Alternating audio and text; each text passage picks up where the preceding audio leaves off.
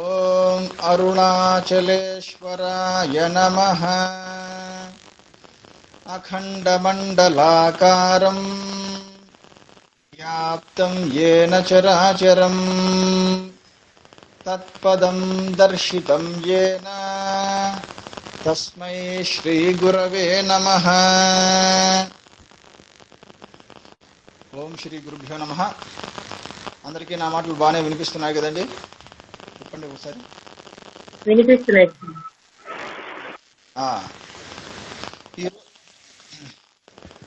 నేను దగ్గరగా పెడుతున్నానండి మైక్. ఈరోజు మనము ఈశావాస్య ఉపనిషత్తులో 3వ మంత్రం గురించి వివరంగా చెప్పుకుందాం. గురువు గారు, చిన్న ఇంట్రెస్ట్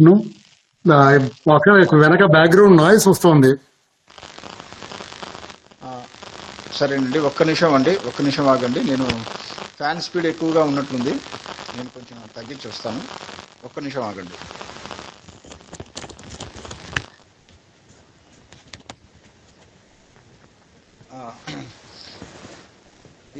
ఇప్పుడు ఓకే కదండి?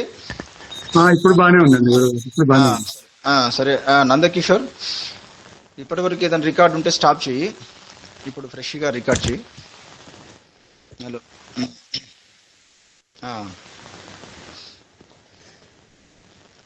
అందరికీ నమస్తే అండి.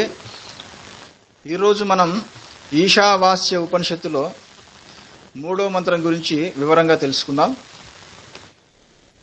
3వ మంత్రం ఏమిటి ఒకసారి చెప్తాను, అందరూ శ్రద్ధగా వినండి. అసూర్యా నామతే లోక అంధేన తమసావృతాః. అసూర్యా నామతే లోక అంధేన తమసావృతాః తాగుంస్తే ప్రేత్యాభిగచ్చంతి ఏకే చాత్మహనో జనాః. ఇది 3వ మంత్రం. ఇందులో కూడా చాలా చాలా లోతైన అర్థం ఉందండి. మొదట నేను సామాన్యమైన అర్థాన్ని చెబుతాను, ఆ తర్వాత అంతరార్థాన్ని చెబుతాను. చూడండి, అసూర్యా నామతే లోక, ఇక్కడ ఏంటంటే, ఇక్కడ మనం గుర్తుపెట్టుకోవాల్సిన వాక్యం ఏమిటంటే, ఏకే చాత్మహనో జనాః. ఏకే చ జనాః అంటే ఈ జనులు, ఇలాంటి జనులు అని. ఎలాంటి జనులు? ఆత్మహనో జనాః, ఆత్మను హత్య చేసుకున్నవారు. చూడండి, ఇలాంటి వారు అంటే ఆత్మను ఎవరైతే తన ఆత్మను హత్య చేసుకొని ఉంటారో వారందరూ కూడా ఈ లోకాలను చేరుకుంటున్నారంట. ఏ లోకాలను? అసూర్యానామతే లోకాః అంటే అంధేన తమసావృతాః అంటే కటిక చీకటితో నిండిపోయినటువంటి ఆసురీ లోకాలను వీరు చేరుకుంటున్నారు. ఎప్పుడు? ప్రేత్యాభిగచ్చంతి. ప్రేత్య అంటే శరీరాన్ని వదిలేసిన తర్వాత. చూడండి, ఈ అర్థాన్ని మళ్ళీ చెప్తున్నాను పూర్తిగా. ఇలాంటి జనులు శరీరాన్ని వదిలిపెట్టిన తర్వాత కటిక చీకటితో నిండిపోయినటువంటి ఆసురీ లోకాలను చేరుకుంటున్నారు అని ఈ మంత్రం యొక్క అర్థం. చూడండి, మరి ఇలాంటి వాళ్ళు అంటే ఎవరని చెప్పాను? చెప్పండి ఎవరు వాళ్ళు? ఇలాంటి వాళ్ళంటే ఆత్మహత్య, ఎవరైతే తమ ఆత్మను హత్య చేసుకుంటున్నారో. చూడండి, ఆత్మను హత్య చేసుకోవడం అంటే మీరనుకున్న ఆత్మహత్య కాదండి. అసలు ఆత్మ అంటే ఏమిటి నేను చెప్పాను మీకు. ఆత్మ అంటే మన స్వరూపం, శాశ్వతమైనది. ఆత్మను ఏది కూడా చంపలేదు. భగవద్గీతలో ఈ విషయాన్ని చెప్పాడు కదా భగవంతుడు. నైనం ఛిందంతి శస్త్రాణి నైనం దహతి పావకః. నాయన, ఈ ఆత్మను ఏ శస్త్రము ఛేదింపజాలదు, అగ్ని దహింపజాలదు, వాయువు ఆర్పివేయలేదు, నీరు తడుపజాలదు. ఆత్మ శాశ్వతమైనది అని ఒకవైపు భగవంతుడు చెప్పాడు కదా. మరి ఇప్పుడేమిటి? ఉపనిషత్తు ఇక్కడ ఇలా చెబుతున్నాయి. ఆత్మను హత్య చేసుకోవడం అంటే అర్థం ఏమిటి? మరి ఆత్మ శాశ్వతమైంది కదా, ఆత్మ చావదు కదా. మరి ఏమిటి దీని అర్థం? అందుకనే అంతరార్థాన్ని బాగా తెలుసుకోవాలి. ఆత్మను హత్య చేసుకోవడం అంటే ఎవరైతే వారి ఆత్మను లేదా వారి అసలైన రూపాన్ని తెలుసుకోకుండా శరీరాన్ని వదిలేస్తారో అలాంటి వారు ఈ కటిక చీకటితో నిండినటువంటి లోకాలను చేరుకుంటున్నారని. కాబట్టి ఇక్కడ ఆత్మను హత్య చేసుకోవడం అంటే అర్థం ఏమిటి? ఆత్మజ్ఞానము లేకపోవడం. ఎవరికైతే ఆత్మజ్ఞానము ఉండదో లేదా ఎవరైతే వారి ఆత్మను గుర్తించేటటువంటి జ్ఞానాన్ని గురువు ద్వారా పొందరో అలాంటి వారు ఆత్మహతులంట. లేదా ఆత్మజ్ఞానాన్ని తెలిసి కూడా ఒక గురువు ద్వారా ఆత్మజ్ఞానాన్ని తెలుసుకొని కూడా ఎవరైతే వారి ఆత్మను అనుభవానికి తెచ్చుకోరు వారు కూడా ఆత్మహతులే. చూడండి, 2 విధాల ఆత్మహతులు ఉన్నారు ఇక్కడ. మొదటి వాళ్ళు ఎవరు? అసలు ఆత్మ అంటే ఏమిటో ఆ జ్ఞానాన్ని తెలుసుకోకుండానే శరీరాన్ని వదిలిపెట్టేవాళ్ళు, వారు ఆత్మహతులే. మరి రెండవ కేటగిరీ వాళ్ళు ఎవరు? ఒక గురువు ద్వారా ఆత్మ అంటే ఏమిటో ఆ ఆత్మజ్ఞానాన్ని కేవలం శాస్త్రబద్ధంగా తెలుసుకొని మరి ప్రాక్టికల్గా ఎవరైతే ఆత్మ సాధన చేయరో ఆత్మానుభవాన్ని పొందరో వారు కూడా ఆత్మహతులే. కాబట్టి మరి వీళ్ళందరూ కూడా శరీరాన్ని వదిలేసిన తర్వాత ఎలాంటి లోకాలను చేరుకుంటున్నారంట? చెప్పండి, ఎలాంటి లోకాలను చేరుకుంటున్నారు? చీకటి లోకాలు. మామూలు చీకటి కూడా కాదు, కటిక చీకటితో నిండిపోయినటువంటి అసుర్యానామతే లోక, ఆసురీ లోకాలను చేరుకుంటున్నారని ఉపనిషత్తు చెప్తుంది. మరి ఇక్కడ ఒక సమస్య అనేది వస్తుంది. ఏమిటి ఆ సమస్య చెప్పండి? మొదట ఈ ఉపనిషత్తే ఏమని చెప్పింది? మొట్టమొదటి మంత్రంలో ఈశావాస్యమిదగుం సర్వం అని చెప్పిందా లేదా? నాయనా, నీకు ఏ జగత్ అయితే కనిపిస్తుందో, నీకు ఏ లోకాలైతే కనిపిస్తున్నాయో అవన్నీ కూడా నిజానికి ఈశ్వర స్వరూపమే, ఆత్మస్వరూపమే అని చెప్పిందా లేదా? చెప్పండి, చెప్పిందా లేదా? మరి అటువంటి ఉపనిషత్తు ఇప్పుడేమిటి ఇలా చెబుతుంది? మీరు ఆత్మజ్ఞానాన్ని తెలుసుకోకుండా చచ్చిపోతే, శరీరాన్ని వదిలేస్తే ఇంకా మీరు భయంకరమైన లోకాలకు వెళ్ళిపోతారు, అంధకారంతో నిండిపోయిన లోకాలకు వెళ్ళిపోతారు, జాగ్రత్త అని హెచ్చరిస్తూ ఉంది. ఇదేమిటి అంటే చెబుతోంది, ఇది క్లియర్గా చెబుతోంది. విషయం ఏమిటి? ఆత్మజ్ఞానాన్ని అనుభవానికి తెచ్చుకోకుండా, మీ ఆత్మస్వరూపాన్ని మీరు అనుభవానికి తెచ్చుకోకుండా కన్ను మూస్తే అప్పుడు మీకు ఇవన్నీ కనిపిస్తూనే ఉంటాయి. ఏవి? ఈ లోకాలు. కాబట్టి ఇప్పుడు ఈ లోకాలు ఉన్నాయా లేవా అంటే ఏమని సమాధానం చెప్తారు? మీకు ఆత్మజ్ఞానము కలగనంత వరకు లేదా ఆత్మానుభవం కలగనంత వరకు ఈ లోకాలు, ఆయా లోకాల అనుభవాలు నిజమే. ఈ పాయింట్ రాసుకోండి, లేకపోతే మీకంతా అయోమయంగా ఉంటుంది. ఏం చెప్పాను? మీకు ఇక్కడ మీకు అని రాసుకోకండి, నాకు అని రాసుకోండి. నాకు ఆత్మానుభవం కలగనంత వరకు ఈ లోకాలు, లోకానుభవాలు ఉంటాయి. అది అందుకనే చెప్తున్నాను, ఆత్మానుభవం కలిగేంత వరకు మనము ఈ సత్సంగాన్ని వినాలి, శ్రవణం చేయాలి, మననం చేయాలి, నిధిధ్యాసన చేస్తూ ఉండాలి. అంతే తప్ప గురువుగారు మీరు చెప్పారు కదా అంతా కూడా ఆత్మస్వరూపమే, అన్ని లోకాలు కూడా ఆత్మస్వరూపమే, నా స్వరూపమే అని చెప్పారు కదా, ఇంకా నాకు తెలిసిపోయింది, ఇంకా నాకు దేంతో పని లేదు అని కేవలము ఈ మాటలు విన్నంత చేత అన్నింటినీ వదిలేయకూడదు అంటున్నారా? కేవలము ఆత్మను శాస్త్రబద్ధంగా తెలుసుకున్న మాత్రం చేత మీరు వీటన్నింటినీ వదిలేయకూడదు. మీ పనులను, మీ బాధ్యతలను, లోకానుభవాలను వాటన్నింటినీ తప్పు పట్టకూడదు. వింటున్నారా? లేకపోతే ఏమవుతుంది? చెడిపోతారు, సాధకులు భ్రష్టు పట్టిపోతారు. కాబట్టి ఆత్మజ్ఞానము కేవలం శాస్త్రబద్ధంగా తెలుసుకుంటే సరిపోదు, అది అనుభవానికి రావాలి. ఎప్పుడైతే మీకు మీ ఆత్మ అనుభవానికి వస్తుందో అప్పుడు ఆటోమేటిక్గా మీ పనులు తగ్గిపోతాయి, మీ బంధాలు తెగిపోతాయి. వింటున్నారా? ఈ పాయింట్ బాగా వినండి. ఎప్పుడైతే మీకు ఆత్మానుభవం కలుగుతుందో అప్పుడు సహజంగానే మీ కర్మలు తగ్గిపోతాయి, మీ బంధాలు వాటంతటవే తెగిపోతాయి. కాబట్టి అప్పుడు మీరు దేనికోసము ప్రయత్నం చేయనక్కర్లేదు. కానీ ఆత్మానుభవం కలిగేంత వరకు ఈ శ్రవణ మననాదులు తప్పకుండా చేస్తూ ఉండండి. మీ కర్మలు చేస్తూ ఉండండి. కర్మలు చేస్తూ ఉండండి అంటే అర్థం ఏమిటి? మళ్ళీ మీరు మోసపోవద్దు. నిషిద్ధ కర్మలు చేస్తూ ఉంటారా, కామ్య కర్మలు చేస్తూ ఉంటారా? చెప్పండి. విహిత కర్మలు.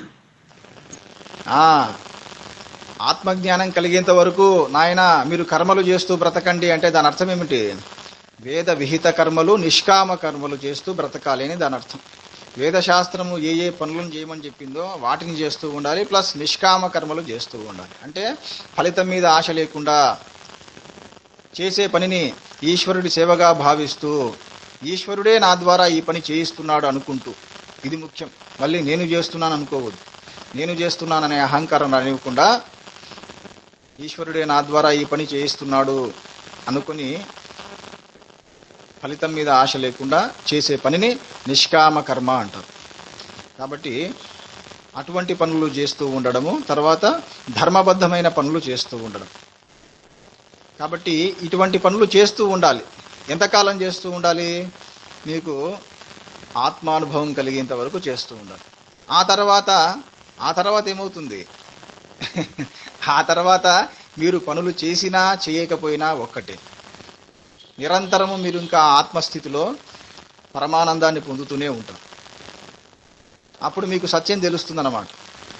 మీరు ఏ పని చేసినా చేయని వాడే, నేను ఏ పని చేస్తున్నా కూడా చేయని వాడినే అనే సత్యం మీకు ప్రతిక్షణం అనుభవానికి వస్తూ ఉంటుంది. అదే ఆత్మస్థితి, అదే అద్వితీయమైన స్థితి. సరే, ఇప్పుడు మనం ఎక్కడున్నాం? అసూర్యానామతే లోకాః అంధేన తమసావృతాః తాంస్తే ప్రేత్యాభిగచ్చంతి. ప్రేత్య అంటే ఇక్కడ మీరు మళ్ళీ భూతమో పిశాచమో అనుకోకండి. ప్రేతం అంటే ఇక్కడ బయటికి రావడం. ప్రేత అంటే బయటికి రావడం. దేని నుండి? శరీరం నుండి. అది గుర్తుపెట్టుకోండి. ప్రేత్య అంటే డిపార్టెడ్ సోల్, శరీరం నుండి బయటికి వచ్చినటువంటి సూక్ష్మ శరీరం అని. మళ్ళీ ఇక్కడ ఆత్మ అని మోసపోకండి. శరీరం నుండి బయటికి వచ్చిన సూక్ష్మ శరీరం ఏదైతే ఉందో ఆ సూక్ష్మ శరీరంలో ఉండే జీవుడు ఆత్మజ్ఞానాన్ని తెలుసుకోకపోతే ఆ జీవుడు ఏ లోకాలకు వెళ్ళిపోతున్నాడు? అంధకారంతో నిండిపోయినటువంటి ఆ లోకాలకు వెళ్ళిపోతున్నాడు అని ఇక్కడ చెప్తున్నాడు. అయితే ఇక్కడ ఇంకొక విషయాన్ని కూడా ఆదిశంకరుడు ఎంతో అద్భుతంగా చెబుతాడు. లోకాలు అంటే ఏమనుకుంటున్నారు మీరు? చెప్పండి, మీరు చెప్పండి. లోకాలు అనగానే మీరంతా కూడా స్వర్గలోకము, మహర్లోకము, తపోలోకము, బ్రహ్మలోకము ఇలా అనుకుంటున్నారు కదా. కానీ ఆదిశంకరులు ఏమని చెప్తున్నారంటే, నాయన లోకం అంటే ఏమనుకుంటున్నారు? మీరు ఎక్కడైతే నివసిస్తున్నారో అదే మీ లోకము అంటున్నాడు. ఇప్పుడు చెప్పండి, మీరు ఎక్కడ నివసిస్తున్నారు? చెప్పండి, ఎక్కడ నివసిస్తున్నారు? చెప్పండి. భూలోకం అంటారు. ఇంకా బాగా ఆలోచిస్తే ఫలానా రాష్ట్రంలో, ఫలానా జిల్లాలో, ఫలానా ఊరిలో, లేదా ఫలానా ఇంట్లో. అలాగే ఇంకా దగ్గరగా రండి, ఎక్కడ నివసిస్తున్నారు? ఇంట్లో కాదు, ఒంట్లో. మీరు ఇప్పుడు ఎక్కడ ఇప్పుడు మీరు ఎక్కడ నివసిస్తున్నారంటే శరీరం. కాబట్టి లోకం అంటే ఏమిటో కాదయా, శరీరము. ఈ పాయింట్ రాసుకోండి, అద్భుతం. చూడండి, అందుకనే పరమ గురువుల బోధ వింటే అసలు మన దృష్టి కంప్లీట్ గా మారిపోతుంది.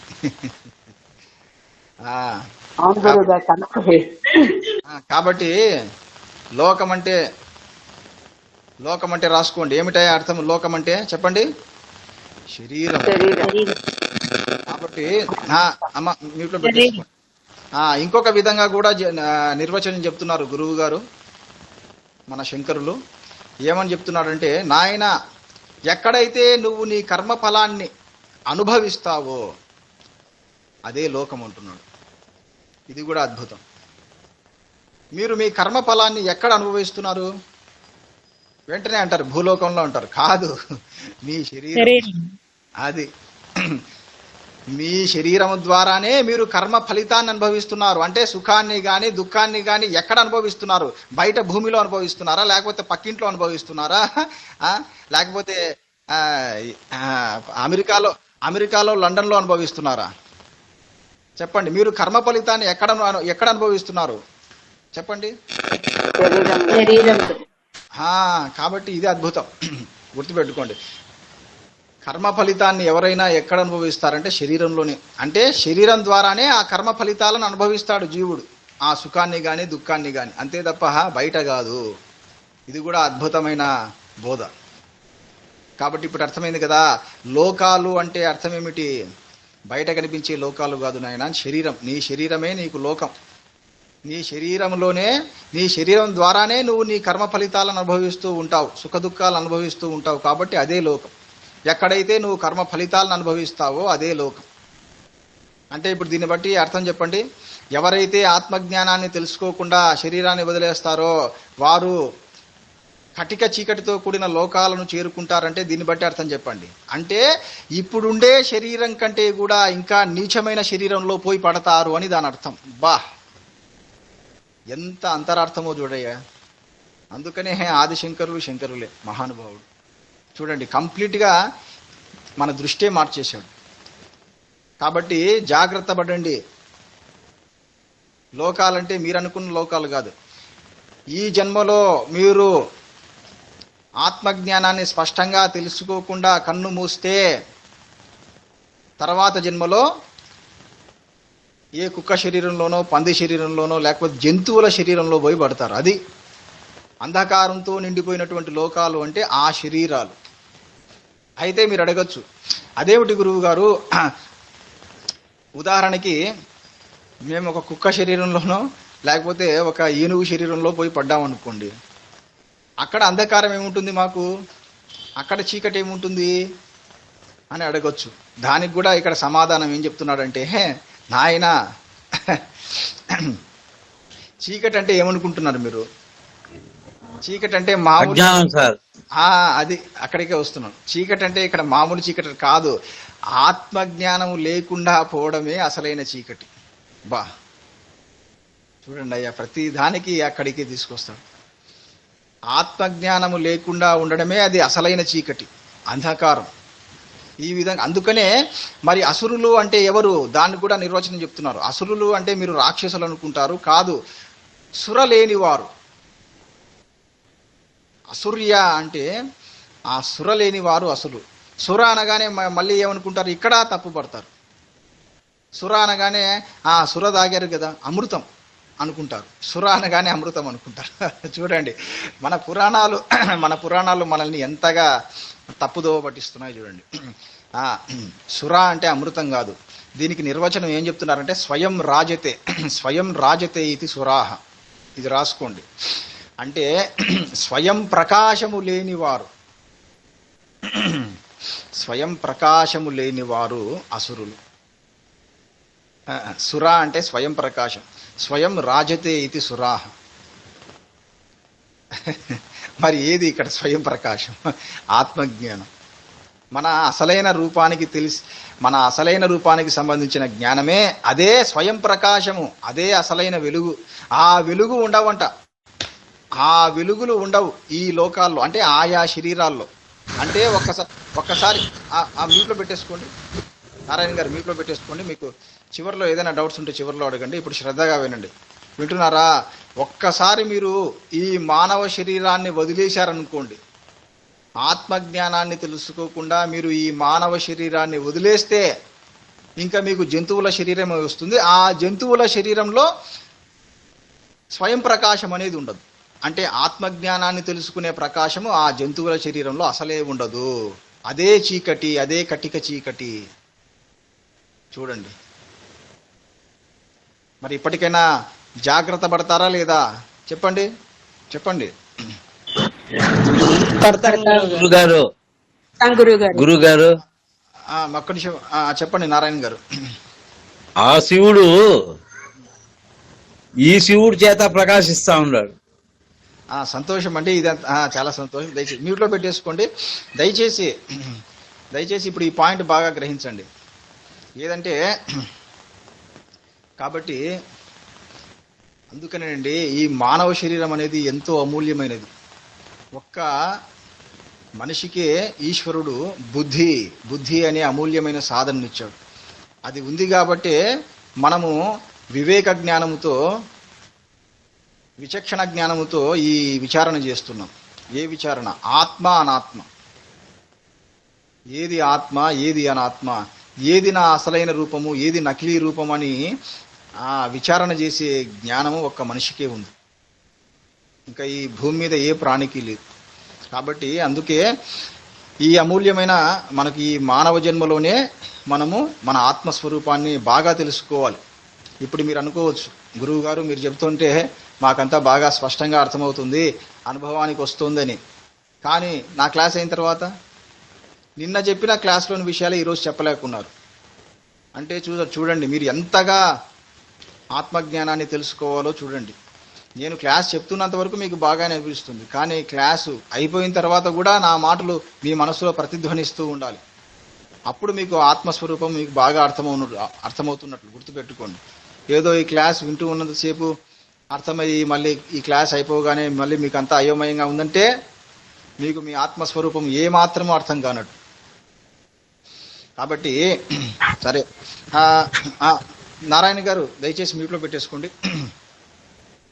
కాబట్టి గుర్తుపెట్టుకోండి, అటువంటి అంధకారంతో కూడినటువంటి లోకాలను ఆ లోకాల్లో పోయి పడతారు. కాబట్టి ఇప్పుడే నా ఈ సత్సంగాన్ని శ్రద్ధగా వింటూ ఉండండి. మనిషికి 3 దొరకడం దుర్లభం అని చెప్తారు ఆదిశంకరులు. ఏమిటవి చెప్పండి? మనుష్యత్వం, ముముక్షుత్వం, మహాపురుష సంశ్రయ. ఈ 3 దొరకాలంటే చాలా చాలా కష్టం. మొట్టమొదటిది మనుష్యత్వం, మనిషిగా పుట్టడం. మనిషి జన్మ దొరకడమే చాలా చాలా కష్టం అంట, దుర్లభం. ఒకవేళ మనిషిగా పుట్టినా కూడా ముముక్షత్వాన్ని కలిగి జన్మించాలనేది అది ఇంకా చాలా చాలా కష్టం. ముముక్షత్వం అంటే అర్థం ఏమిటి చెప్పండి? ఈ జనన మరణ చక్రాల నుండి, ఈ జనన మరణ బంధాల నుండి ఎలా అయినా సరే నేను విడుదల పొందాలి అనే తీవ్రమైన కోరిక. మామూలు కోరిక కూడా కాదు, తీవ్రం, ఎంతో తీవ్రమైన కోరిక. దాన్ని ముముక్షుత్వం అంటారు. మరి ఆ తీవ్రత మీలో ఎంతవరకు ఉందో మీరే ఆలోచించుకోండి.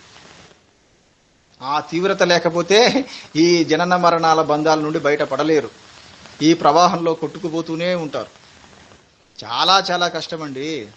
ఇప్పుడు నేను చెప్తుంటే మీకు పర్వాలేదనిపిస్తుంటుంది, కానీ ఆ తపన, ఆ తీవ్రమైన తపన కలగాలంటే అది మామూలు విషయం కాదు.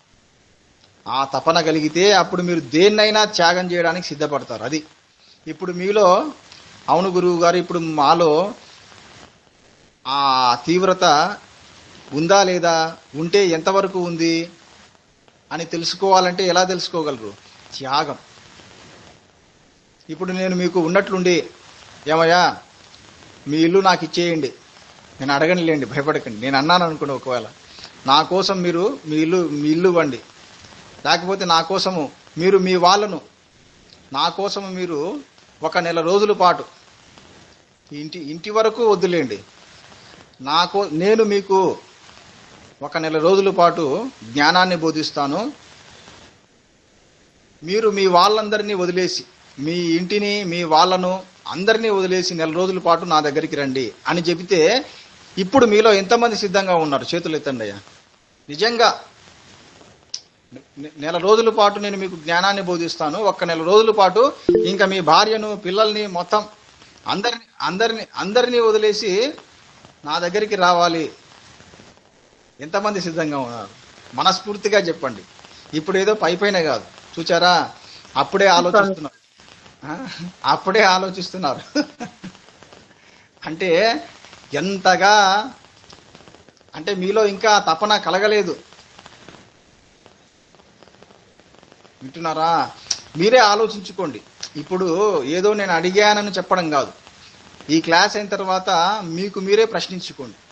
అవును కదా, గురువు గారు ఒక నెల రోజుల పాటు అన్నీ వదిలేసి తన దగ్గరికి రమ్మని చెప్తున్నాడు కదా, నేను ఎంతవరకు వెళ్ళగలను? నిజంగా నేను అందరినీ వదిలేసి ఒక నెల రోజుల పాటు గురువు దగ్గరికి వెళ్ళగలనా, వెళ్ళలేనా అని ఈ క్లాస్ అయిన తర్వాత తప్పకుండా మిమ్మల్ని మీరు ప్రశ్నించుకోండి ఒకసారి. అలా ప్రశ్నించుకున్నప్పుడే మీలో ఉండే ఆ తపన బయటపడుతుంది. అది ఎవరిలో అయితే మీరు ఇలా ప్రశ్నించుకున్న తర్వాత కూడా అవును తప్పకుండా నేను గురువుగారి కోసము ఒక నెల రోజుల పాటు అన్నింటినీ వదిలేయగలను అని ఎప్పుడైతే మీ అంతరాత్మ మీకు చెప్పిందో అప్పుడు మీరు ధన్యులు. అప్పుడు ఇంకా మీరు కన్ఫర్మ్ చేసుకోవచ్చు. ఎస్, ఏది ఉందని కన్ఫర్మ్ చేసుకోవచ్చు. చెప్పండి, ఇది పాయింట్. ఏది ఉందని కన్ఫర్మ్ చేసుకోవచ్చు. తపన. దాని పేరేంటి? జనన మరణ చక్రాల నుంచి తప్పించుకోవాలని తీవ్రమైన కోరిక, తపన. దాని పేరేంటి? ముముక్షత్వం. అది అది అంటే అప్పుడు నాలో ముముక్షత్వము 100% ఉందని అప్పుడు మీరు కన్ఫర్మ్ చేసుకోవచ్చు. మీరు ఇలా ప్రశ్నించుకోగానే మీ లోపల నుంచి ఒక వాయిస్ వచ్చింది అనుకోండి, నెల రోజులంటే కష్టమే, నాకు కొన్ని చాలా పనులు ఉన్నాయి, ఈ బాధ్యతలు ఉన్నాయి, ఎక్కడవుతుంది, నా వల్ల కాదని ఒక వాయిస్ వస్తుంది. అలా వచ్చింది అనుకోండి, అప్పుడు దాని అర్థం ఏమిటి? ఇంకా మీలో ఆ ముముక్షుత్వము తీవ్రంగా లేదు అని దాని అర్థం. చూడండి. కాబట్టి సరే, మీ అందరికీ నేను ఒక అవకాశం ఇస్తున్నాను. త్వరలోనే ఇంకా కార్తీక మాసం వస్తుంది. కార్తీక మాసంలో తప్పకుండా నేను ఈ కార్యక్రమం ఏర్పాటు చేస్తాను. కార్తీక మాసంలో చాలామంది వనభోజనానికి వెళ్తుంటారు. మనం వనభోజనం కాదు, వనజ్ఞానం. కార్తీక మాసంలో నేను మీకు వనజ్ఞానం, వనంలో ఒక అద్భుతమైన జ్ఞానాన్ని బోధిస్తాను. అప్పుడు ఒక 5 రోజుల పాటు రండి, చూద్దాం. 5 రోజుల పాటు, లేదా 5 రోజులు, 4 రోజుల పాటు నేను అనౌన్స్మెంట్ చేస్తాను. అప్పుడు మీలో నిజమైన ముముక్షులు బయటపడతారు. అది నెల రోజుల వరకు కూడా అవసరం లేదు. సరే, ఇప్పుడు మనం ఎక్కడున్నాం? ఒక్క పాయింట్ గుర్తుపెట్టుకోండి. ఎప్పుడైనా సరే గురువులు ఇట్లా మిమ్మల్ని పిలిచినప్పుడు తప్పకుండా వెళ్ళాలి. ఎందుకంటే మీరు మామూలు వాళ్ళతో కలిసి వెళ్ళడం వేరు, గురువులతో సహా గురువులు పిలిచినప్పుడు వెళ్ళడం వేరు. గుర్తుపెట్టుకోండి. ఎందుకంటే మీ జీవితమే గురువుల సమక్షంలో ఉంటే, వారి బోధను ప్రత్యక్షంగా వింటున్నప్పుడు మీకు కలిగే అనుభవమే వేరు. కాబట్టి అటువంటి అవకాశం వచ్చినప్పుడు వదులుకోకండి. తర్వాత ఇప్పుడు ఎక్కడున్నాం మనము?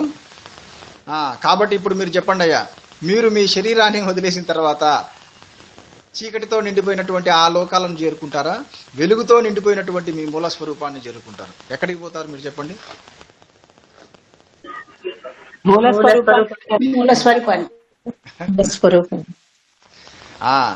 అటువైపే వెళ్ళండి. కానీ కొందరు తెలివైన వాళ్ళు ఉన్నారంట. వాళ్ళు ఇలా ప్రశ్నిస్తున్నారు. ఏమని ప్రశ్నిస్తున్నారు? గురువు గారు మీరేం చెప్పారు? ఆసురీ లోకాలు అంటున్నారు కదా. ఆసురీ లోకాలంటే రాక్షస లోకాలు కదా. రాక్షస లోకాలంటే నరక లోకాలు. మేము ఆ లోకాలకు వెళ్ళమండి. ఇవి ఉన్నాయి కదా ఊర్ధ్వలోకాలు, స్వర్గలోకము, మహర్లోకము, లేదా బ్రహ్మలోకం ఉంది కదా. మేము బ్రహ్మలోకం పోతాం. మేము బ్రహ్మలోకం వెళ్ళి అక్కడ మేము ఎంతో కాలం ఉంటాము. మీరేమంటున్నారు? అంధకారంతో కూడుకున్నటువంటి లోకాల్లోకి వెళ్తే మేము పతనమైపోతాము అని చెప్తున్నారు కదా. మేము వెలుగు నిండినటువంటి బ్రహ్మలోకం వెళ్తాం, అక్కడ మేము ఉంటాము. అయితే మాకు ఆత్మజ్ఞానం అనేది మేము ఇప్పుడే సంపాదించము, కానీ మేము స్వర్గలోకం కానీ బ్రహ్మలోకం కానీ చేరుకుంటాము, సరిపోతుంది కదా అని కొందరు ప్రశ్నిస్తున్నారంట. వారికి కూడా ఆదిశంకరులు చెప్పారు సమాధానం. ఏమని చెప్పారు చెప్పండి? నాయన, ఆత్మజ్ఞానం అనే వెలుగు లేకపోతే ఏ లోకమైనా ఆసురీ లోకమేరా నాయన అని చెప్తున్నాడు. చూడండి, మీకు వెలుగు కావాలి, ఇప్పుడు మీ రూమ్ లో వెలుగుందా లేదా? చెప్పండి, వెలుగుందా లేదా? ఉంది గురుగారు. ఆ, ఎందువల్ల వెలుగుంది? మీ ఇంట్లో కరెంట్ ఉంది. చెప్పండి, ఇప్పుడు కరెంట్ ఉందా లేదా? చెప్పండి. ఆ, ఇప్పుడు మీ ఇంట్లో కరెంట్ ఉంది కాబట్టి వెలుగును చూస్తున్నారు, కానీ ఆత్మజ్ఞానం అనే కరెంట్ లేదు. నాయన, నువ్వు స్వర్గలోకం పోయినా బ్రహ్మలోకం పోయినా అక్కడ ఆత్మజ్ఞానం అనే కరెంటు ఉండదురా నాయన. అందువల్ల మరి ఆత్మజ్ఞానం అనే కరెంటు లేకపోతే ఏ లోకమైనా అంధకారంతో సమానమే అని చెప్తున్నారు చూడండి. కాబట్టి అంటే ఇంకా ఏ లోకాలు చూసుకున్నా అవి ఆసురీ లోకాల, సురలోకాల, దేని కిందకు వస్తాయి చెప్పండి? ఆసురి లోకాలే ఆసురీ లోకాలు. అంటే ఇప్పుడు బ్రహ్మలోకంలో వెలుగుందా చీకటి ఉందా చెప్పండి? చీకటే ఉంది. పాపం ఇప్పుడు పాపం బ్రహ్మదేవుడు చీకట్లో ఉన్నాడయ్యా. చూడండి, మనమంతా ఏమనుకున్నామంటే అబ్బా బ్రహ్మలోకంలో ఎంతో ప్రకాశం ఉంటుంది, వెలిగిపోతూ ఉంటుంది అనుకుంటారు. కానీ ఇప్పుడు బ్రహ్మదేవుడు చీకట్లో ఉన్నాడు. ఏ చీకటి? ఆత్మజ్ఞానం అనే కరెంట్ ఆయనకు కూడా లేదు. అందుకనే ఆయన కూడా తపస్సు చేస్తూ ఉంటాడు. అది పాయింట్. కొందరు అడుగుతుంటారు, ఏమండి అందరికంటే త్రిమూర్తులే గొప్పవారు కదా, అటువంటి త్రిమూర్తులే కళ్ళు మూసుకొని ఉంటారు, తపస్సు ఎవరి కోసం, ఎందుకోసం అట్లా కళ్ళు మూసుకొని ఉంటారు అంటే ఇప్పుడు ఇది సమాధానం. దేనికోసం? ఆత్మజ్ఞానం కోసం లేదా ఆత్మానుభవం కోసం వారు తప్పిస్తూ ఉంటారు. బ్రహ్మదేవుడు కానీ, నారాయణుడు కానీ, రుద్రుడు కానీ, ఈశ్వరుడు కానీ, వీళ్ళందరూ కూడా ఆత్మానుభవం కోసమే తప్పిస్తూ ఉంటారు. అందుకోసం అలా కళ్ళు మూసుకుని ఉన్నారు. కాబట్టి కళ్ళు మూసుకుని ఉన్నారంటే దాని అర్థం ఏమిటి? ఆత్మానుభవం కోసం ప్రయత్నం చేస్తూ ఉన్నారు అని దాని అర్థం. ఇప్పుడు అర్థమైందా? ఆత్మజ్ఞానం ఎంత అమూల్యమైనదో, ఆత్మానుభవం ఎంత అమూల్యమైనదో ఇప్పుడు తెలుస్తుంది. మీరు నిజంగా ఆత్మానుభవ స్థితిలో మీరు ఒక్క క్షణం కూడా కాదు, లిప్త మాత్రం అంటారు. లిప్త మాత్రం అంటే దాదాపు కనురెప్పపాటు, ఒక కనురెప్పపాటు మీరు ఆత్మానుభవ స్థితిలో ఉంటే ఇంకా మిమ్మల్ని దేవతలే కాదు త్రిమూర్తులు కూడా పూజించలేరు. అంతటి గొప్ప స్థాయిలో ఉంటారంట మీరు.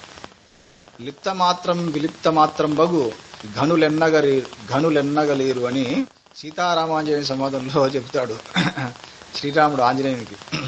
ఆంజనేయ, ఒక లిప్త మాత్రం ఆత్మానుభవ స్థితిలో ఉంటేనే త్రిమూర్తుల కంటే అతీతమైన స్థితికి వెళ్ళిపోతారు. అటువంటిది నువ్వు రెండు క్షణముల కాలం పాటు నువ్వు ఆత్మస్థితిలో ఉన్నావు. కాబట్టి ఇంకా నిన్ను పొగడడానికి మాటలు లేవు ఆంజనేయ అని శ్రీరాముడు చెప్తారన్నమాట. శ్రీరాముడు ఈ ఆత్మజ్ఞానం గురించి ఆంజనేయుడికి బోధిస్తూ ఉండగా ఒక 2 క్షణముల పాటు అమనస్క స్థితిలో ఉంటాడు. ఇది పాయింట్. అమనస్క స్థితి అంటే మనస్సులో ఎటువంటి ఆలోచనలు లేనటువంటి స్థితి. అలా అని చెప్పి అది నిద్ర కాదు, సావధానతతో కూడినటువంటి స్థితి. అది అమనస్క స్థితి అంటే ఎటువంటి ఆలోచనలు లేకుండా పూర్తి సావధానతతో, అవేర్నెస్తో కూడుకున్నటువంటి స్థితి అది. అటువంటి స్థితిలో 1 సెకండ్ ఉన్నా చాలంట. త్రిమూర్తుల కంటే కూడా గొప్ప స్థితిలో ఉన్నవాడు అవుతున్నాడు. అటువంటిది 2 క్షణాలు ఉన్నాడంట ఆంజనేయుడు. చెప్పండి, మరి మీరు కూడా ప్రయత్నం చేస్తున్నారా లేదా అటువంటి స్థితిలో ఉండడానికి? చేస్తున్నాను. తప్పకుండా చేయండి. చేస్తాను గురుగారు. తప్పించండి. ముందు అటువంటి స్థితిలో ఉండాలంటే తపన కలగాలి మీకు. నేను చెప్పడం కాదు, ఈ క్లాస్ అయిపోయినా అవును కదా గురువు గారు చెప్పారు అని మీరు ఫస్ట్ బలంగా తప్పించండి. మీరు బలంగా తప్పిస్తే అప్పుడు మీరు తప్పకుండా చేస్తారు. వింటున్నారా? రాత్రిలో లేకపోతే తెల్లవారుజామునో మీరు ఒక సమయం చూసుకొని తప్పకుండా చేస్తారు మీరు. కాబట్టి అలా చెయ్యండి, తప్పించండి. మెయిన్ మీరు ఆత్మజ్ఞానం అనే కరెంటు కోసం, ఆత్మజ్ఞానం అనే వెలుగు కోసం తప్పించండి. అది చేయాల్సింది. తప్పిస్తే అప్పుడు ఆటోమేటిక్గా ఇంకా మీరు మీ ఆత్మస్వరూపాన్ని, మూల స్వరూపాన్ని చేరుకుంటారు. అంటే ఇంకా మీరు శరీరాన్ని వదిలేసిన తర్వాత ఆసురీ లోకాలను చేరుకోరు.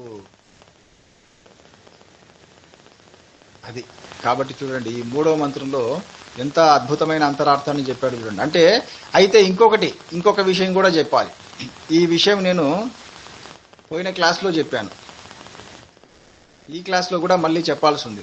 ఏంటంటే ఆత్మజ్ఞానము లేకపోవడం వల్ల కలిగే నష్టాలు 2.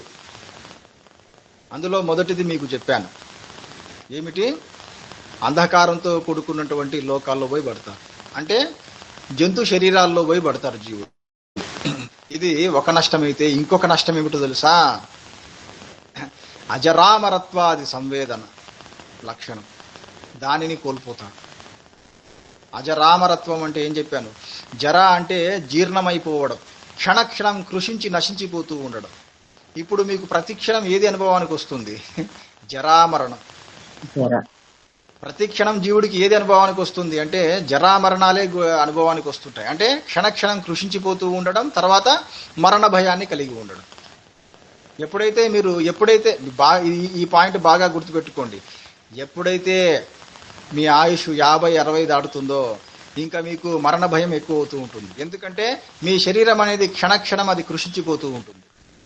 మీ శరీరానికి బలం తగ్గిపోతూ ఉంటుంది, మీ శరీరానికి ముడతలు పడుతూ ఉంటాయి, అది కృషించిపోవడం. ఎంతగా మీ శరీరం కృషించిపోతూ ఉంటుందో అంతగా మీకు మరణ భయం కలుగుతూ ఉంటుంది. ఇది జీవుడికి శాపం. ఈ శాపం నుండి మీరు బయటపడలేరంట ఎప్పుడు?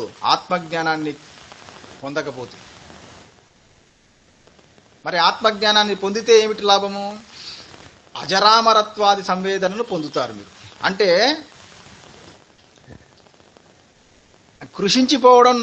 కృషించిపోవడము నశించిపోవడమే లేనటువంటి శాశ్వతమైన మీ స్వరూపానుభవాన్ని పొందుతారు మీరు. అంటే మీలో ఒక అఖండమైన రూపం ఉంది, ఆ రూపం యొక్క అనుభవాన్ని పొందుతారంట మీరు. మరి అది ఎలా ఉంటుంది? దాని లక్షణం ఏం చెప్తున్నారు? అజరామరత్వం. మీలో ఉండే అసలైన రూపం ఉందే, మీలో ఉండే అఖండమైన రూపం ఏదైతే ఉందో అది జీర్ణమైపోదంట, అది కృషించిపోదు. ఈ పాయింట్ కూడా బాగా వినండి.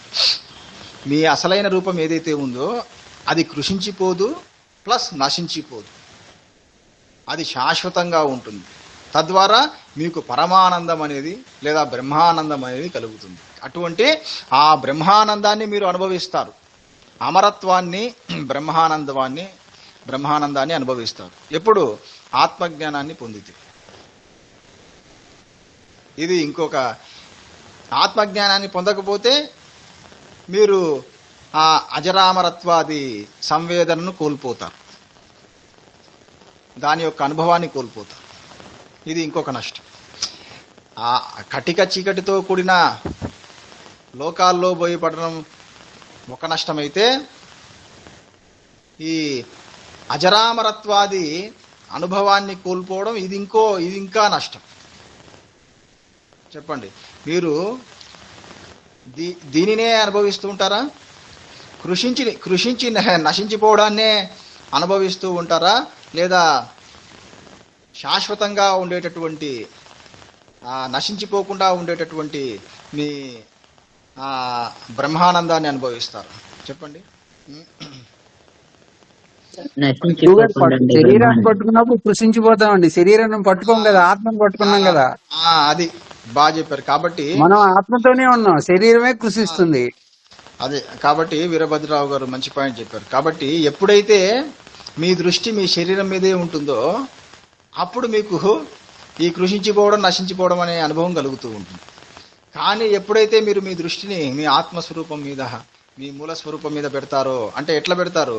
నేను చెప్పాను కదా, ఏకాంతంగా కూర్చొని, మీరు ఒక చోట ఏకాంతంగా కూర్చొని ఇంకా మీ మనస్సులో ఏ ఆలోచనలు లేకుండా కేవలం ఆ సాక్షి స్థితిలో ఉండండి అంతే. అలా ఉంటే చాలు. మిగతాదంతా కూడా మీ మనస్సులో ఎంతెంతగా ఆలోచనలు తగ్గుతూ ఉంటాయో, మీ మనస్సు ఎంతెంతగా నిశ్చలమవుతూ ఉంటుందో, మీ మనస్సు ఎంతెంతగా సావధాన స్థితిలో ఉంటుందో అంతగా మీకు మీ మూల స్వరూపం, మీ అసలైన స్వరూపం అనుభవానికి వస్తుంది. అది పాయింట్. ఇప్పుడు మీ అసలైన స్వరూపం ఎందుకు అనుభవానికి రావడం లేదంటే, మీ మనస్సు ఇప్పుడు చంచలంగా ఉంది, నిశ్చలంగా లేదు. అంటే ఎన్నో ఆలోచనలతో అది కొట్టుమిట్టాడుతూ ఉంది. ఎన్నో ఆలోచనలతో మీ మనస్సు కదిలిపోతూ ఉంది. అందువల్ల అజరామరత్వాది మీ అజరామరత్వంతో కూడిన మీ అసలైన రూపము అందుకనే మీకు అనుభవానికి రావడం లేదు. మరి అది ఎప్పుడు వస్తుంది అనుభవానికి చెప్పండి? ఎప్పుడు వస్తుంది? మీ మనస్సు మీ మనస్సు అనాథ శబ్దాన్ని పట్టుకుంటే చాలు. అది మీ మనస్సు నిశ్చలం కావాలి. నిశ్చలం కావాలంటే అది ఆ అనాథ శబ్దాన్ని పట్టుకోండి. నిజంగా అండి వీరభద్రరావు గారు నిజంగా చేస్తున్నారు, అది సాధన చేస్తున్నారు కాబట్టి ఇలా చెప్పగలుగుతున్నారు. కాబట్టి మీరు అనుభవానికి తెచ్చేసారండి అవన్నీ. ప్రతి రోజు ఎన్నోసార్లు మిమ్మల్ని తలుచుకుంటాం, ఇవన్నీ మీరు నేర్పించారని. లేదండి, ఇక నన్ను మీరు ఎలా చూస్తారంటే అనాహత శబ్దంగా చూడండి. నన్ను ఒక ఈ రూపంగా చూడకండి. అప్పుడు ఏమవుతుందంటే మీ దృష్టి తటాలన దాని మీద పడుతుంది. ఇంకా గురువు గారు అని మీ మనసులో రాగానే ఎక్కడ పడాలి మీ దృష్టి చెప్పండి? అనాహత శబ్దం. కాబట్టి ఇక మీదట మీరందరూ నన్ను ఏ విధంగా గుర్తుపెట్టుకుంటారు? ఇప్పుడు కనిపించే రూపంగా కాదు, బ్రహ్మస్వరూపంగానే గుర్తు పెట్టుకుంటున్నామండి. అందరం బ్రహ్మస్వరూపులమే. ఇప్పుడు మీరు చెప్పే ఈ సంఘంలో ఉన్న వాళ్ళందరం కూడా బ్రహ్మస్వరూపులమే. ఒక నిమిషం అండి వీరభద్రరావు గారు, ఇక్కడ పాయింట్ ఏంటంటే నన్ను ఇప్పుడు మీరు చూస్తున్నారు కదా, ఈ రూపంగా గుర్తు పెట్టుకోండి, కానీ అంతకంటే ఎక్కువగా నన్ను అనాహత శబ్దంగా గుర్తుపెట్టుకోండి. అంటే నా గురించిన ఆలోచన ఎప్పుడైనా మీకు వస్తే వెంటనే అప్పుడు మీకు ఇంకా అనాహత శబ్దమే గుర్తుకు రావాలి. అప్పుడు వెంటనే నేను గుర్తుకు రావడంతో మీకు ఇంకా మీ సాధన జరిగిపోతుంది. అది అప్పుడు ఇంకా చాలా సంతోషం నాకు. అలా గుర్తుపెట్టుకుంటారు కదా నన్ను చెప్పండి? అలాగే గురువు గారు. సరేనండి, ఇది అనాహత శబ్దం అంటేనే గురువు గారు. అదండి కరెక్ట్. ఎందుకంటే గురు స్వరూపం అనేది అది శబ్ద స్వరూపము, అర్థస్వరూపం రెండూ కలిసినటువంటి అఖండమైన రూపం. అందుకనే ఆ కాళిదాసు మహానుభావుడు అసలు ఆయనకి ఎట్లా స్ఫురించిందో, వాగర్ధావివ సంపృక్తో వాగర్ధ ప్రతిపత్తయి, ఆ శబ్దము అర్థము ఏ విధంగా అయితే విడదీయలేమో అలా ఆ పార్వతీ పరమేశ్వరులో ఉన్నారు. అటువంటి వారికి నేను నమస్కరిస్తున్నాను అని, అది చాలా అద్భుతమైన భావన. ఆ విధంగా గురుస్వరూపాన్ని మీరు భావన చేస్తూ అనాహత శబ్ద రూపంగా గురుస్వరూపాన్ని. ఈ వాగార్థది మళ్ళీ ఒకసారి చెప్పండి గురువు గారు, దాని అర్థం అది. వాగర్ధావివ సంపృక్త. వాగర్ధ అంటే వాక్కు అర్థ, వాగర్ధ ఇవ అంటే వాక్కు అర్థములాగా. ఎలా అయితే వాక్కు అర్థము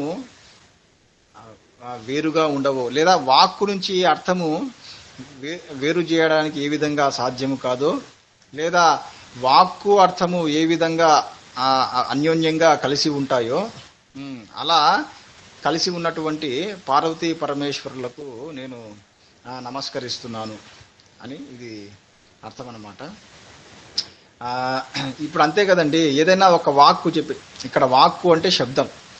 ఇప్పుడు మీరు ఏదైనా ఒక శబ్దం చెప్పండి, ఆ శబ్దం నుండి అర్థాన్ని వేరు చేయగలరా? ఇప్పుడు నేను ఆవు అన్నాను అనుకోండి, చూడండి ఆవు అన్నాను, ఇప్పుడు మీకు ఏం కనిపిస్తుంది మీ మనస్సులో? స్పృహ ఆవు కనిపించిందండి. ఆవు అనగానే ఆవు రూపం కనిపిస్తుంది. ఇక్కడ నేను పలికిన ఆవు అనేది శబ్దము, మీకు కనిపిస్తున్న రూపం అనేది అర్థం. ఇప్పుడు ఆ శబ్దం నుండి, ఆవు అనే శబ్దం నుండి ఆ రూపాన్ని వేరు చేయండి చూద్దాం, వేరు చేయగలరా? చెప్పండి, వేరు చేయగలరా చేయలేరా? అక్కడ బ్రహ్మస్వరూపంలోకి వెళ్ళిపోయామండి ఇద్దరం. చెప్పే గురువు, ఇక్కడ శిష్యుడు కూడా ఇద్దరు బ్రహ్మస్వరూపంలోకి వెళ్ళిపోయారు ఆటోమేటిక్ గా. అదేనండి, ఇక్కడ మ్యూట్ లో పెట్టేస్తాడు. ఇక్కడ అసలైన విషయం ఏమిటంటే, ఇలా నేను ఏ పదం చెప్పినా కూడా ఆ రూపాన్ని, ఆ అర్థాన్ని మీరు పట్టుకోగలరు, కానీ ఆత్మ అన్నప్పుడు లేదా పరబ్రహ్మం అన్నప్పుడు పట్టుకోలేకపోతున్నారు. అయితే ఎప్పుడు ఎలా పట్టుకోగలరు అంటే, మీలో బ్రహ్మాకార వృత్తి అనేది యాక్టివేట్ కావాలి. అది ఇప్పుడు ఆవు అనే దాన్ని ఎలా పట్టుకున్నారు అంటే విషయాకార వృత్తితో పట్టుకున్నారు. ఈ పాయింట్ బాగా వినండి. ఇప్పుడు నేను ఏది చెప్పినా కూడా, ఆవు అని చెప్పినా, ఏనుగు అని చెప్పినా,